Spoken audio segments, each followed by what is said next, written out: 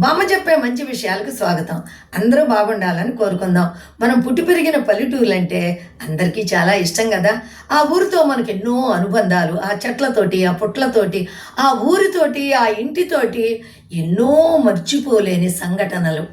అలాంటిదే నాకు కూడా ఒక సంఘటన ఉంది. అప్పుడు నాకు 9వ సంవత్సరం 4వ తరగతి చదువుతున్నా. మా ఇంటి ముందు పెద్ద తుమ్మ చెట్టు ఉండేది. ఆ తుమ్మ చెట్టుకి పిచ్చుకలు గూడులు ఏలబడుతూ ఉండేవి. ఆ చెట్టు కింద ఒక బండలో రాళ్ళు పెడిచి ఉంటాయి. వాటి మీద కూర్చుని మేము పిల్లలం సెలవుల్లో ఆడుకుంటూ ఉండేవాళ్ళం.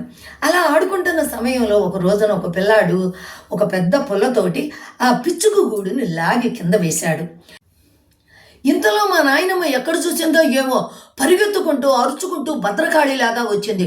అక్కడ ఆ గూడును చూసి, అయ్యో అవి వాటి పిల్లల కోసమని ఎండకి వానకి భద్రంగా ఉండటానికి ఇంజనీర్లు కూడా అంతుపట్టని విధంగా గూడును అల్లుకొని అవి క్షేమంగా ఉంటే ఆ గూడునే పడగొడతారా మీరు? ఇది పాపం చుట్టుకుంటుంది అని అరవగానే పిల్లలందరూ పారిపోతారు. అయ్యయ్యో అని ఆ పిల్లలను చూసి వాటి యొక్క మట్టిని దులిపి, పిచ్చి ముండలు చూడు ఎలా అయిపోయినాయో, ఇంకొంచెం సేపు ఉంటే చచ్చిపోయేవి అని బాధపడుతూ వాటిని ఆ గూట్లో మళ్ళీ ఆ గూడిని సరిచేసి అందులో పెట్టి గబగబా ఇంట్లోకి వెళ్ళి ఒక నిచ్చెన తెచ్చి ఆ నిచ్చెన చెట్టు కానిచ్చుకుని చెట్టు ఎక్కి మళ్ళా ఆ యొక్క గూటిని పైన తగిలిచ్చింది. అప్పుడు దాకా కిచుకిచుమంటూ బాధపడుతూ అరుస్తున్న పిచ్చుకల జంట గబగబా గూట్లోకి చేరి ఆనందంగా వాటి బిడ్డలను చూసుకొని ఆనందంగా కిచకిచలాడటం మొదలుపెట్టినాయి. ఇదంతా చూస్తూ నేను అక్కడే నిలబడ్డాను. అప్పుడు మా నాయనమ్మ నాకు ఇలా చెప్పింది, చూసావా ఆ పిచ్చుకల జంట ఆ బిడ్డలు కింద పడగానే ఎలా విలవిలలాడుతూ బాధతోటి కిచకిచలాడినీయో. ఏ ప్రాణికైనా వాటి బిడ్డల మీద మమకారం ఇలాగే ఉంటుంది. మనుషులైనా, జంతువులైనా, పక్షులైనా వాటి బాధ కూడా అలానే ఉంటుంది కదా. కాబట్టి ఏ ప్రాణిని మనం బాధ పెట్టకూడదు. జీవహింస మహాపాపం, తెలుసుకో అని నాకు వివరంగా చెప్పింది. నాకు అప్పుడు అర్థమైంది. నాకు కూడా చాలా బాధ అనిపించింది.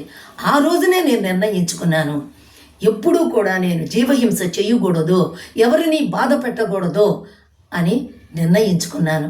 అలాగే నేను మా నాయనమ్మ నాకు చెప్పినటువంటి ఈ విషయాలను నా పిల్లలకు చెప్పాను, నా పిల్లలకు కూడా చెప్పాను. ఇప్పుడు మీకు కూడా చెప్తున్నాను. మరి మీరు కూడా మీ పిల్లలకు తెలియజేయండి. స్కూల్లో ఎలాగో సబ్జెక్ట్స్ ఉంటాయి, వాటితో పాటు ఇంటికి వచ్చిన తర్వాత సామాజిక విషయాలు, మంచి చెడు, పాపం పుణ్యం ఇవన్నీ కూడా పిల్లలకి మనం కథలుగా తెలియజేస్తే వారు రేపు సమాజంలో ఉన్నతులుగా ఎదుగుతారు. ఏమంటారు? మీకు ఇది నచ్చినట్టయితే ఒక లైక్ చేయండి, అలాగే ఒక కమెంట్ ఇవ్వండి, కుదిరితే షేర్ చేయండి, సబ్స్క్రైబ్ చేయటం మర్చిపోకండి.